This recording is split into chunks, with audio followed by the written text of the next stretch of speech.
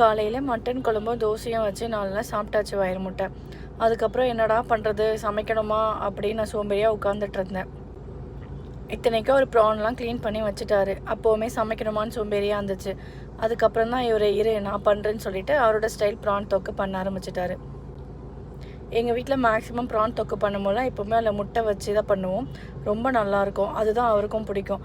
அதனால் உங்கள் ஸ்டைலில் நீங்கள் என்ன பண்ணுறீங்களோ பண்ணுங்கன்னு சொல்லிட்டு நான் போய் படுத்துட்டு நல்லா ஜாலியாக சண்டே டிவி பார்த்துட்டு என்ஜாய் பண்ணிகிட்டு இருந்தேன். வந்து பார்த்தா மனுஷன் எல்லாத்தையும் கரெக்டாக தான் பண்ணிகிட்ருக்காரு. நமக்காக யாராச்சும் இந்த மாதிரி எஃபர்ட் போட்டு சமைச்சு கொடுக்கும்போது அது ஒரு தனி ஃபீலில். எனக்கும் என் ஹஸ்பண்டுக்கும் எப்போவுமே ஒரு டீலிங் இருக்கும். நான் வந்து காஃபி குடிக்கும் போது நீ அது மட்டும் போட்டு கொடுத்துருப்பான்னு சொல்லிவிடுவேன். அவர் வீட்டில் இருக்கும்போது மேக்ஸிமம் ஈவினிங்லலாம் வீட்டில் இருக்கும்போது அவர் தான் போட்டு கொடுப்பாரு. மார்னிங்லாம் நான் எதிர்பார்க்க மாட்டேன். ஏன்னா நானும் பிஸியாக இருப்பேன், அவரும் பிஸியாக இருப்பார். ஃப்ரீயாக இருக்க டைமில் எனக்கு காஃபி தன்னால் தேடி வந்துடும். ஸோ இந்த மாதிரி ஒருத்தருக்கு ஒருத்தர் ஹெல்ப் பண்ணும்போது நமக்கு ரொம்ப நல்லாயிருக்கும். எப்போவுமே நம்மளே குக் பண்ணுறோம், நம்மளே ஒருத்தருக்கு செய்யணுங்கிற போது தான் அது ரொம்ப வெறுப்பாக இருக்கும். நமக்காக அவங்க எஃபர்ட் போடும்போது அது கொஞ்சம் நல்லா இருக்குது. இவர் யூடியூப் பார்த்துலாம் சமைக்க மாட்டார். இது வந்து அவங்க அம்மா கிட்ட கற்றுக்கிட்டாரு.